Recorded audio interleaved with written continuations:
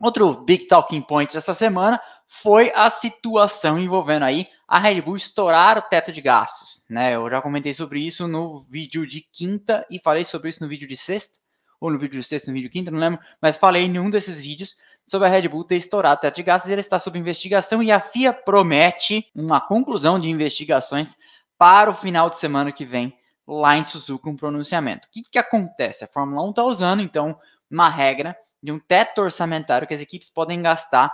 Era 140, depois 135, e o ano que vem acho que será 130 milhões de dólares no máximo, excluídas algumas despesas, como por exemplo salários de pilotos e de 3 pessoas-chave dentro da equipe. Por exemplo, você pega a Red Bull tem o Verstappen, o Pérez, e aí mais 3 pessoas importantes, tipo o Helmut Marko, o Christian Horner e o Adrian Newey. Eu não acredito que alguém pague um salário pro Helmut Marko que seja muito alto para ele ser aquele porra que ele é, mas alguma coisa ele ganha para fazer, né? Então, 3 pessoas-chave mais os pilotos podem ficar fora do teto de gastos, mas ainda assim a equipe então tem que fazer todas as suas despesas e investimentos caberem dentro do teto de gastos. E supostamente a Red Bull teria estourado esse teto no ano passado.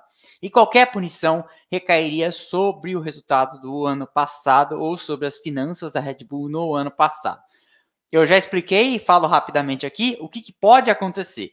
Há punições que vão desde abaixar o teto de gastos futuro, punições financeiras, que acabam sendo a mesma coisa, que abaixar o teto de gastos, você está tirando dinheiro dos caras, né? Você tem que ter esses caras que têm dinheiro infinito, você tira dinheiro e eles põem mais dinheiro. E a possibilidade de dedução de pontos nos campeonatos de construtores e de pilotos. Eu acho muito difícil, especialmente na parte de pilotos, que alguma coisa aconteça, porque acabaria mudando o resultado ano passado. É igual a história da Volta da França, vocês devem lembrar, quando o Lance Armstrong foi pego e foram ver os 17 primeiros colocados da Volta da França, estavam correndo com doping, e aí, naqueles anos lá, que eu não vou lembrar quais são, e aí, se você fosse mexer de fato no resultado, você teria uma hecatombe, um desastre, uma catástrofe que ia prejudicar muito o esporte. O campeonato do ano passado já ficou bastante arranhado com aquela bagunça toda no final, já falei aqui diversas vezes a minha posição sobre isso, sob a luz do regulamento, etc. Mas o fato é que é melhor deixar do jeito que tá, do que mexer e etc. Seria muito ruim. E a Fórmula 1, por várias vezes, já teve, inclusive, o expediente de isolar o campeonato de construtores do campeonato de pilotos, como, por exemplo, no escândalo da espionagem envolvendo a McLaren em 2007. O que aconteceu? Para não estragar um campeonato que vinha sendo bom, com Hamilton, Raikkonen, Massa e Fernando Alonso, os 4 das 2 principais equipes disputando o campeonato. Depois o Massa caiu fora da disputa, ficaram os 3, Hamilton, Alonso e Raikkonen, até o final. Se os pilotos perdessem todos os pontos, o Raikkonen ia virar campeão automaticamente, né? E aí o campeonato que vinha sendo muito bom ia perder a graça, então fizeram o seguinte expediente. Tomaram todos os pontos de construtores da McLaren e aí mantiveram os pontos de pilotos do Hamilton e do Alonso da McLaren. Mas aí você vai falar, mas não é a mesma coisa? É a mesma coisa, mas aí significa que eles mantiveram eles, indivíduos, como esportistas, mas a McLaren como organização e como competidora do Campeonato de Construtores perdeu tudo. Foi um somebody love aí. Foi a mesma coisa que aconteceu em 97, quando o Michael Schumacher jogou o carro em cima do Villeneuve naquela corrida final em Jerez. O que a FIA fez? Tomou todos os pontos do Schumacher, mas manteve os da Ferrari. Foi o mesmo mecanismo. Então, é por aí que a coisa foi. Então, a McLaren não foi nem vice-campeã de construtores em 2007. Ela foi última no campeonato. A vice-campeã naquele ano, se eu não me engano, foi a BMW Sauber. Ninguém lembra disso. Mas em 2007, a vice-campeã de construtores foi a BMW Sauber. Então, e aí em 2008 foi o último campeonato de construtores da Ferrari.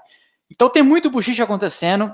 A Red Bull diz que é tudo especulação. E junto com a Red Bull, nesse balaio, está a Aston Martin. Tem muita gente achando que a Aston Martin também está nessa situação e que alguma coisa vai acontecer com as duas, mas a gente não sabe bem o que é. Vamos ver, porque essa situação coloca sob xeque todo o sistema de fiscalização disso aí, porque se a FIA não fizer alguma coisa muito bem feita, todo esse mecanismo pode ficar em xeque, pode ser colocado em dúvida, e aí as outras equipes podem se sentir encorajadas, inclusive falar, então, que é aquela coisa do jogador de futebol, né? Por que o jogador de futebol vai para cima do juiz quando acontece um lance desfavorável e etc. Para pressionar, porque quando for ao contrário, ele vai querer também os mesmos pesos e as mesmas medidas. E é assim que está acontecendo. A Mercedes e a Ferrari estão de olho nisso, e todas as outras equipes estão de olho nisso, porque quando for com elas, a depender do que a FIA fizer, agora, elas vão falar, mas eu achei que podia, né? Você foi leniente, você foi mole, você deu só uma multinha financeira, etc. Então, vamos ficar de olho,